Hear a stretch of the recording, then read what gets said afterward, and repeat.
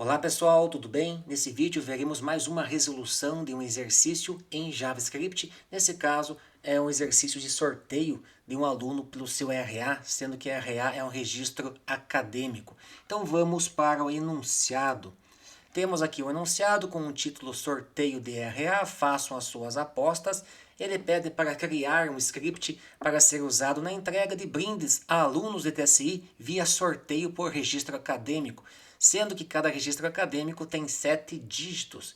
E o script precisa fazer uso de funções como setInterval e setTimeout, sendo que o setInterval, ou seja, a primeira função, deve ser usada para fazer o efeito visual de embaralhamento dos números e a segunda função para realmente fazer o sorteio e apresentar o valor sorteado. Então temos aqui um botão azul de sortear, se a gente clica nele, ele faz um embaralhamento com setInterval e passando 5 segundos ele desliga aquele temporizador, então faz o sorteio efetivo apresentando o RA aqui do aluno vencedor e o seu nome. Isso também consta aqui nas exigências. Cadastrar vários objetos alunos, sendo que cada um precisa ter os atributos RA e nome completo. Então, já na inicialização do script, fazer o cadastro de alguns alunos com RA e nome completo. O sorteio deve ocorrer depois de 5 segundos, como falado, quando também deve cessar o embaralhamento. E o embaralhamento deve ocorrer com números aleatórios de 0 a 9, trocando cada um dos 7 dígitos a cada 100 milissegundos. E após o sorteio, mostrar o RA sorteado, que é o caso aqui, e apenas o primeiro nome do ganhador do brinde em maiúsculo. Então, passando 5 segundos, apresentou aqui o sorteado. Vamos ver se sorteia outro aluno. Beleza, e acessar as tags HTML com Query Selector. Então vamos para o VS Code ver a implementação. A implementação está na pasta questão 4, dentro da pasta app. Então aqui temos o aluno JS, referente à função construtora, né? Temos aqui a classe aluno, com os parâmetros RA e nome, sendo também o RA e nome atributos desta classe. Mas aqui já dá para observar uma particularidade, que é o uso da palavra-chave export, porque está usando a questão de módulo, o conceito de módulo do IS6, onde essa função, que é uma função construtora, praticamente é uma classe, está sendo exportada, ou seja, está se tornando visível para outros arquivos, ok?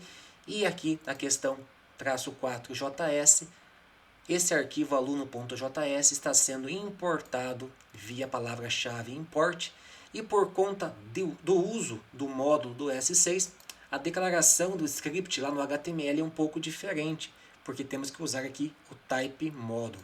Então o HTML é bem simples, temos aqui a importação dos arquivos CSS, também temos alguns estilos inline, temos a importação do jQuery, Materialize, justamente por conta do uso aqui do head, no head, da importação de forma dinâmica do cabeçalho e do rodapé. Temos mais alguns estilos aqui, o enunciado, e mais abaixo temos cada quadro referente a um dígito do RA representado por um span com a classe declarada lá em cima, a classe CSS, e aqui com esse ID vencedor temos um div que vai apresentar o primeiro nome do aluno vencedor. Então, beleza? Então é preciso usar aqui o type model, porque nós não estamos fazendo uso, por exemplo, do Node, e o arquivo principal JS é carregado nesse caso pelo HTML, mas não é necessário informar aqui o aluno JS, uma vez que o questão 4 JS irá fazer a importação, ok? Já no início aqui do arquivo temos a declaração de uma função anônima, que é uma abreviação, um atalho para o document.getElementById. Então, ao invés de usar toda hora essa chamada, usa-se apenas o cifrão ID, tal como é apresentado aqui nesse trecho enfatizado, onde passa-se apenas o ID e ele faz a busca no DOM pelo elemento referenciado por aquele ID. Ok? Na linha 8, temos o uso do Query Selector como solicitado pelo enunciado, onde é que ele usa hashtag, referindo-se a um ID, que é o Generator Button, por terminar com button. Vou clicar aqui para fixar a aba e abrir o HTML. temos aqui, portanto, o button com o respectivo ID.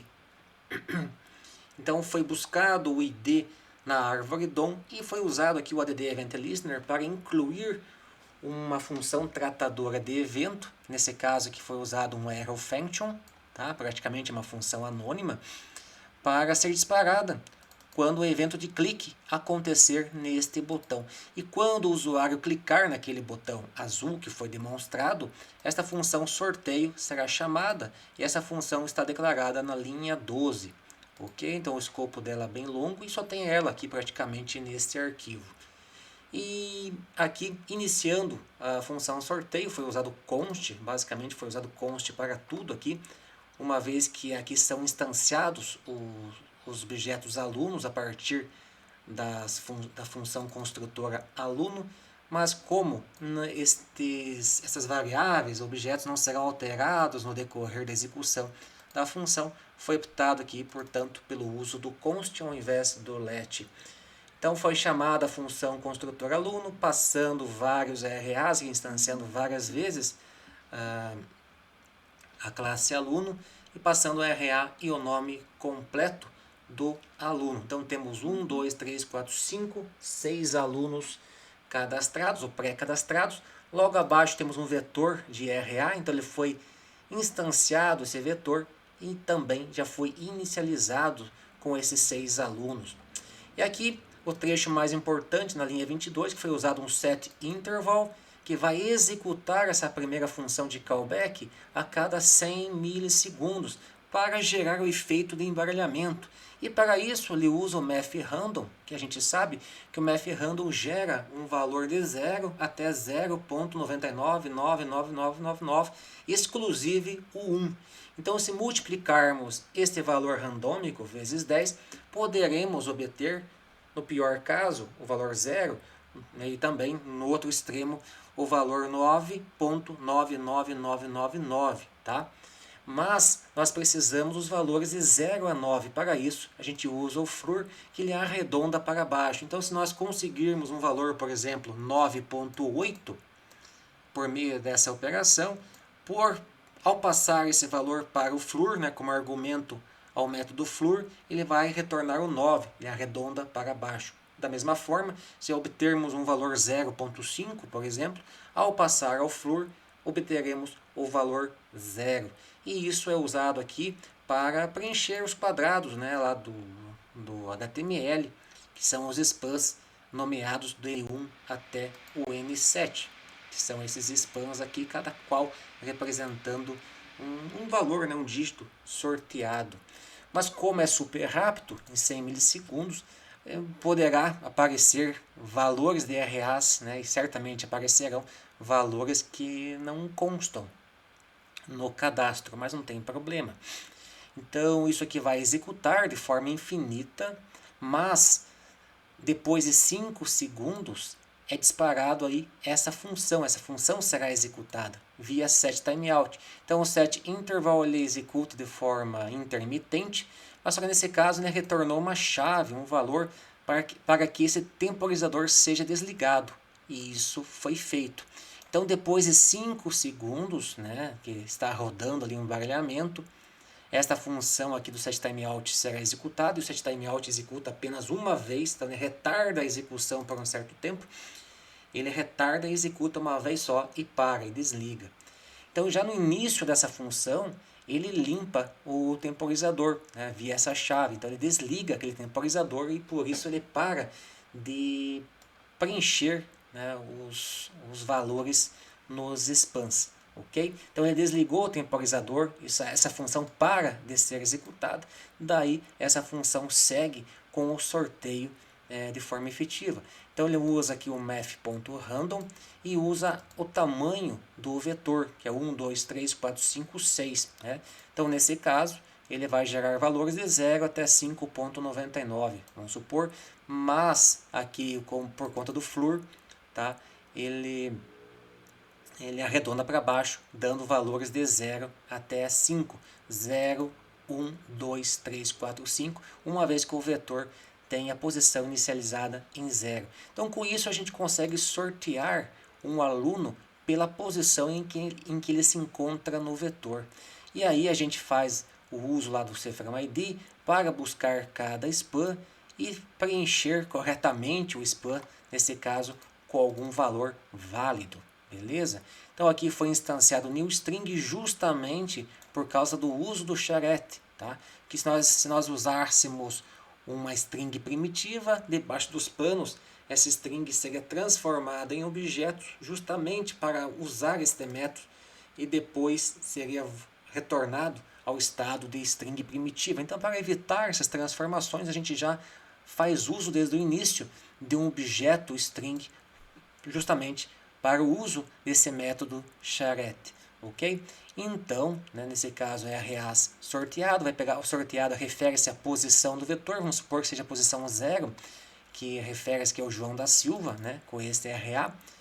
Então, posição 0, ponto RA, ele pegou lá este valor com vários uns, charete, isso aqui foi transformado aqui nesse caso como uma string, charete, né, 0, pega o primeiro 1 e coloca no primeiro quadrado, e assim vai ser feito para os demais valores do RA, que são 7 valores do RA e são 7 quadrados apresentados no HTML. Então, com isso, depois do sorteio, ele apresentou um valor válido de RA e também usou o Query Selector para buscar o div, que tem lá o ID vencedor, usou aqui o text content, buscou ali novamente, supondo que o sorteado seja o 0, buscou o João da Silva, né, pegando o nome completo, usou o split para dividir este nome pelo espaço, então teremos o retorno de um vetor com 3 strings, primeiro é João, o segundo slot é Da e o terceiro é Silva. Então, como o primeiro slot do vetor retornado pelo split é João, a gente usa aqui o 0 para pegar o primeiro nome e transforma para uppercase, beleza? Então é este valor alterado que será apresentado lá na div vencedor. Então basicamente é esse o sorteio, e o principal diferencial desse exercício foi a questão de módulos do ES6 e também aqui o uso do ADD Event Listener para tratar um evento, uma vez que a vantagem do ADD Event Listener é que para o mesmo elemento, para o mesmo evento, eu posso ter mais de uma função. Então, se eu quisesse fazer dessa forma, não haveria problema, né? Poderia ter aqui um alert ou alguma coisa similar que não teria problema. Essas duas funções seriam executadas ao eu clicar neste botão. Então essa é uma das vantagens do ADD Event Listener. Então é isso, pessoal. Um abraço, fiquem com Deus e até o próximo vídeo.